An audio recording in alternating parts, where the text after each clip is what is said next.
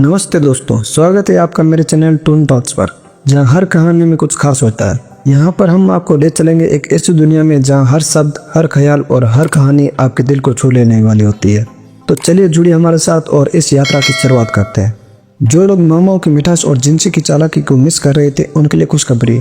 The अपोथेकेरी diary season 2 आ गया है और पहले एपिसोड में जो तड़का और मसाला डाला गया है ना, माँ कसम बहुत मजा आने वाला है। तो बिना किसी देरी के शुरू करते हैं। तो स्टोरी शुरू होती है माऊ के अपने शहर से, जहाँ सब लोग ऐसे खुश हैं जैसे कोई सरकारी छुट्टी घोषित हो गई हो। और फिर कैमरा घुसता है ग्रैनी के घर में। घर में हम देखते हैं कि ग्रैनी बहुत बिजी है और किताबों पर ऑटोग्राफ कर रही है। ऐसा लग रहा है जैसे वो किताब में प्रॉपर्टी पेपर साइन कर रही हो। आज ग्रैनी इतनी खुश है मानो उसका बिजनेस नहीं, उसका रिश्ता पक्का हो गया हो। और हाँ, माऊ से भी तो डील कर दिए, यानी कुछ होना तो बनता है। और फिर एंट्री होती है मास्टर जिनसी की। बंदा इतना चिकना है, किसी से भी देखकर बोले भाई थोड़ा कम ग्लो कर ले यार। और फिर हम देखते हैं जिनसी अपने असिस्टेंट से कहता है यहाँ की लगभग सभी लेडीज अनपढ़ है और नॉलेज भी बहुत कम है। नॉलेज का मतलब मैं तो समझ गया, आप समझे कि नहीं। और फिर हम देखते हैं कि जिनसी घूमते घूमते रानी के पास पहुंच जाता है और रानी साहिबा भी बड़ी स्मार्ट है। वो जिनसी को देखते ही समझ जाती है कि ये यहाँ किस लिए आया है। और फिर रानी साहिबा जिनसी से पूछती है क्या आप कुछ ढूंढ रहे हैं। जिनसी हड़बड़ाते हुए बोलता नहीं नहीं, कुछ भी तो नहीं। यार अब तो रानी साहिबा भी जिनसी के मजे ले रही है, लेकिन रानी साहिबा उसे ज़्यादा परेशान नहीं करती और फिर कुछ सही बता देती है कि उसकी मोहब्बत कहाँ है। अब सीन कट होता है और हम देखते हैं मामू फूलों से दवाई बना रही है, जैसे कोई प्यार का लेक्चर तैयार कर रही हो। फिर जिनसी आता है और कहता है ये क्या बना रही हो। मामू कहती है सेंट बना रही हूँ, सुनकर देखो पैसा। जिनसी जैसे ही सूंघता है उसकी हालत इतनी ख़राब हो जाती है मानो उसने जोलो चिप्स का पूरा पैकेट खा लिया हो, बेचारा जिनसू। फिर मामू बोलती है हाँ इसकी स्मेल स्ट्रॉन्ग है लेकिन जहरीले फूलों जितनी नहीं। और फिर बताती है अगर ये सेंट कहीं और बनाती तो अधिक अवश्य वाले लोग तो इसकी खुशबू से ही बहक जाते और पागलों जैसी हरकतें करने लग जाते। मतलब बंदी सब कुछ खुल्लम खुल्ला ही एक्सप्लेन कर रही है यार। फिर मामू सोचती है महल के डॉक्टर काफ़ी अच्छे हैं, मुझे कभी यहाँ आने से नहीं रोकते। भाई अब अंदर की बात तो डॉक्टर लोग ही जाने, हमें क्या, हमें तो बस अपनी स्टोरी आगे बढ़ानी है। और फिर एक बहुत ही चटपटा सीन आता है। मामू जिनसी को अल्कोहल दिखाती है। जिनसी पूछता है ये तुम पीने वाली हो क्या। मामू हंसती है और कहती है नहीं रे बाबा, ये पीने के लिए नहीं, रगड़ने के लिए। फिर थोड़ा अल्कोहल कपड़े पर डाल के टेबल पर घिस के दिखाती है और बोलती है देखो कितना चमक रहा है, जिस पे डालो वो खिल उठता है। अब वो टेबल था या कोई पुराना अक्स ये हम नहीं जानते।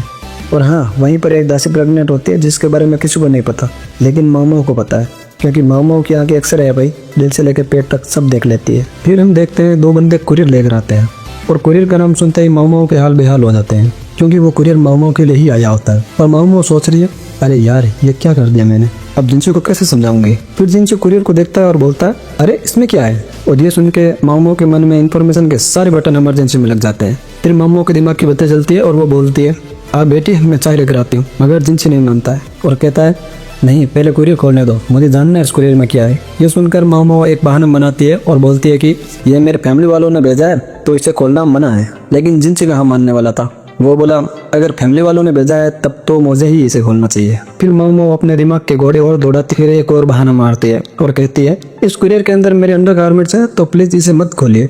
ये सुनकर जिनसी कहता है अगर अंडरगारमेंट्स हैं तो ठीक है, मैं इसे नहीं खोलता। लेकिन तभी वो तीसरा बंदा गौस यानी जिनसी का असिस्टेंट वो बोलता है अरे भाई ये कौन सा अंडरगारमेंट्स है जिनके लिए दो बंदे कुरियर लेकर आए और अंडरगारमेंट्स इतने भारी कब से हो गए।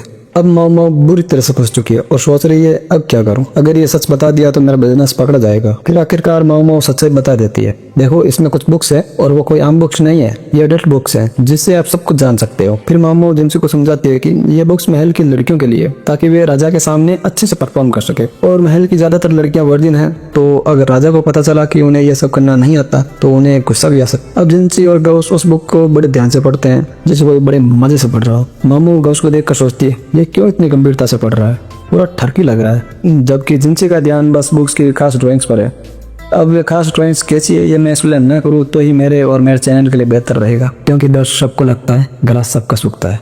तो उठा स्क्रिप्ट और सुना आगे की कहानी। ओ सॉरी, सुनाने वाला तो मैं ही हूँ। फिर जिनसी बोलता है ये बुक तो सही है यार, अच्छे से ड्राइंग्स भी बनी हुई है। गौस फिर कान में जाकर बोलता है अगर आपको ये बुक इतनी पसंद आई तो आप इसे ले भी सकते हो। ये सुनकर जिनसी शॉक हो जाता है लेकिन फिर कहता है ठीक है मैं एक बुक ले रहा हूँ, लेकिन तुम ये मत समझना कि मैं इसे पढ़ने के लिए ले रहा हूँ। ये सब देख मामू तो खुश हो जाती है, लेकिन इसकी खुशी ज्यादा देर नहीं टिकती। फिर जिनसी मामू से पूछता है ये बुक कहाँ से आई है और इसका ओरिजिनल स्टोर कहाँ है। मामू कहती है हाँ मैं आपको पूरा एड्रेस दे दूंगी और हाँ वे तस्वीरें भी देख सकते हो। फिर गौस बोलता है इसमें सब कुछ एकदम खुल्लम खुल्ला दिखाया गया है, हमें इसे सेंसर यानी ब्लर करना होगा। ये बोलकर वो सारी किताबें अपने साथ ले जाता है। तो मामू की खुशी बस यही तक थी। ये सब देखकर मामू अब काफी उदास हो जाती है। फिर हमें मामू की फ्रेंड दिखाई देती है जो हाथ में खाना लिए गाना गा रही होती है। वो मामू को एक नोवेल के बारे में बताती है, लेकिन मामू को पता था कि उसकी फ्रेंड को पढ़ना नहीं आता। तो मामू अपनी फ्रेंड से पूछते हैं क्या तुम्हें पढ़ना आता है। तो उसकी फ्रेंड बताती है उसे पढ़ने लिखना तो नहीं आता, लेकिन उसकी फ्रेंड ने उसे ये बुक पढ़कर सुनाई थी। फिर मामू सोचती है ये अनपढ़ है, फिर भी इसे उस नोवेल में इंटरेस्ट है, मतलब सच में वो नोवेल काफी पॉपुलर रहा होगा। फिर सीन कट होता है और हम देखते हैं कि कुछ दासियां जो बाकी सब दासियों से सीनियर होती है, वे सब वही नोवेल पढ़ रही होती है जिसके बारे में मामू को उसकी फ्रेंड ने बताया था। मामू खुद भी उस नोवेल को पढ़ने लगती है और सोचती है इसमें इतना अच्छा कंटेंट है और ढेर सारी पिक्चर्स है जिससे अनपढ़ लोग भी इसे देखकर समझ सकते हैं। महाराज चाहे तो इस नोवेल को उपहार के तौर पर भी लोगों को दे सकते हैं। फिर वो दासिया मामू से कहती है कि महाराज ने ही उन्हें ये नोवेल दिया था और ये बहुत ही अच्छा है और अब हम चाहती हैं कि हम ये किताब सभी दासियों को पढ़ने के लिए दें, लेकिन ये बहुत कम किताब है और हमें डर है कि वो सब इन्हें फाड़ न दें। तो मामू कहती है इसमें इतनी टेंशन वाली क्या बात है, आप खुद इसकी और कॉपी बना लीजिए ताकि ओरिजिनल कॉपी भी सुरक्षित रहे और आपका काम भी हो जाए। ये सुनकर वे बहुत खुश हो जाती है और एक लेडी किताब को कॉपी करना भी शुरू कर देती है। अब सीन कट होता है और मामू वापस अपनी उसी फ्रेंड के पास आती है। फिर उसकी फ्रेंड कहती है मुझे पढ़ना लिखना सीखना है ताकि मैं खुद किताबें पढ़ सकूं, क्योंकि मुझे अपनी लाइफ में कुछ बड़ा करना है। वैसे दीदी ये तो बता देती है कि बड़ा करना क्या है, छोड़ो हमें क्या। फिर मामू उसे कहती है ठीक है मैं तुम्हें पढ़ना सिखा दूंगी, लेकिन लिखना क्यों सीखना है, तुम्हें तो बस ये किताबें पढ़नी है ना।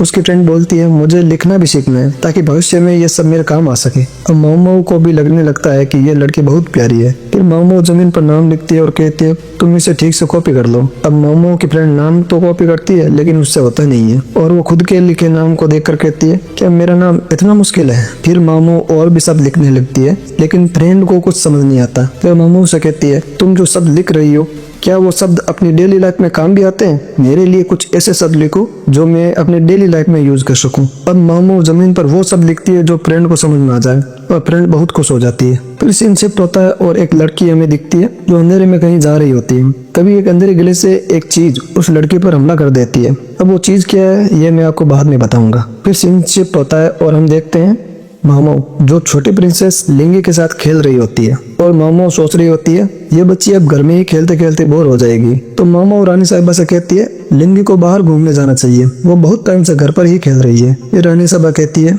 हाँ तुम सही कह रही हो, लिंगी को बाहर जाना चाहिए। और साथ ही मामू से कहती है तुम फूलों और जीवों के बारे में बहुत कुछ जानती हो, तुम इससे भी कुछ सिखा देना ताकि बड़ा होने पर इसके काम आ सके। इस पर मामू के साथ वाली दासी बोलती है नहीं नहीं ये इसे सारी गंदी बातें सिखा देगी। फिर मामू सोचती है अगर ये मेरे साथ रहेगी तो इसे दवाइयों के साथ साथ पॉइजन का भी पूरा ज्ञान हो जाएगा। फिर सीन कट होता है और हम देखते हैं मामू लिंगी को बाहर लेकर आती है। जिस जगह वो लिंगी को लेकर आती है ये वही जगह होती है जहाँ लास्ट नाइट वो घटना घटी थी। अब जैसे ही लिंगी भागते हुए उस गली के सामने आती है अचानक से उसे एक केट दिखती है। अब लिंगी जिद करने लगती है कि मुझे ये केट चाहिए। तो मामू उसे बोलती है तुम रुको मैं जाकर वो केट लेकर आती हूँ। मामू गली में जाती है और केट को पकड़ने की कोशिश करती है, लेकिन वो केट भागकर जंगल में चले जाती है। मामू और लिंगी उस केट को ढूंढने के लिए उसके पीछे पीछे जंगल में चले जाते हैं और अब हम देखते हैं मामू और बिल्ली आमने सामने। फिर जैसे ही मामू छलांग मारती है केट मामू के ऊपर से छलांग लगाकर हाथ से निकल जाती है। तभी एक लड़की आकर उस केट को पकड़ लेती है और मामू उसे कहती है तुम शायद इस केट को पकड़ नहीं पा रही थी तो मैंने पकड़ लिया। और मामू को केट पकड़ा देती है और कहती है ये केट भूखी है इसे खाना भी खिला देना। और इतना बोल के वो लड़की वहां से चली जाती है। लिंगी फिर से उस केट के लिए जिद करने लगती है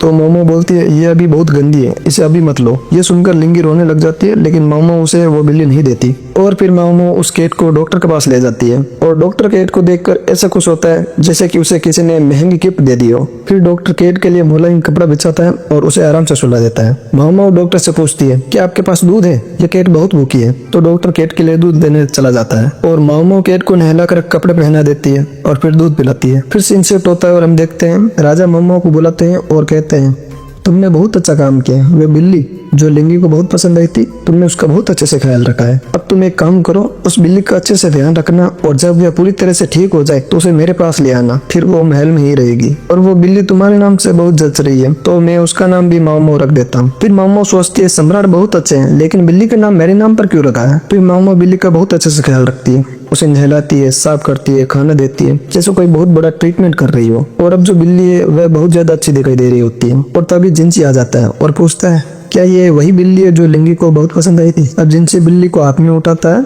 और सोचने लगता है इसमें ऐसा क्या खास है जो सब लोग इसे इतना पसंद कर रहे हैं। तो मामो के दिमाग में ख्याल आता है कि ये अब मुझे पकाने वाला है। तो मामो कहती है मैं आपके लिए स्नैक्स लेके आती हूँ और फिर वो फटाफट से निकल जाती है। अब मामो कबर्ड खोलती है और अंदर एक चीज देखती है और कहती है इस जिंसी को तो मैं कभी ये जरूर खिलाऊंगी। अब ये चीज क्या है हम सबको भी पता नहीं चलता। फिर मामो कुकीज लेके आती है और कहती है आप ये खा सकते हैं। फिर जिंसी बोलता है मैं केट को बिल्कुल भी पसंद नहीं करता, लेकिन ये जो डॉक्टर है उसे देखकर लगता है कि ये केट को बहुत पसंद करते हैं, लेकिन लोग केट को इतना क्यों पसंद करते हैं। मामो बोलती है केट लवर के बारे में हम कुछ नहीं कह सकते, लेकिन अगर आपको केट से फ्रेंडशिप करनी है तो पहले उसे खाना देना होगा और फिर उसके बालों को अच्छे से सहलाना होगा और कभी कभी उसे किस भी करना पड़ता है, तब जाके एक केट आपसे दोस्ती करती है। तब जिंसी जो है वो केट को किस करने लग जाता है और मामो ये देखकर सोचती है ये क्या हो रहा है, ये बिल्ली को किस क्यों कर रहा है। कुछ दिन बाद वह बिल्ली ठीक हो जाती है और चूहों को भी पकड़ने लग जाती है। और फिर हम देखते हैं महल में दो लेडीज आपस में बात कर रही होती है। महल में कारावान आने वाली है। मामो ये सुनकर चौंक जाती है और सोचती है ये कारावान कौन है। और फिर सीन कट होता है और हम देखते हैं बग्गी में दो लेडीज महल की ओर आ रही है। और ये एपिसोड यहीं पर खत्म हो जाता है। तो गाइज इस एपिसोड में मजा आया या नहीं कमेंट में जरूर बताना। और हाँ, अगर आपने चैनल को सब्सक्राइब नहीं किया है तो प्लीज सब्सक्राइब कर दो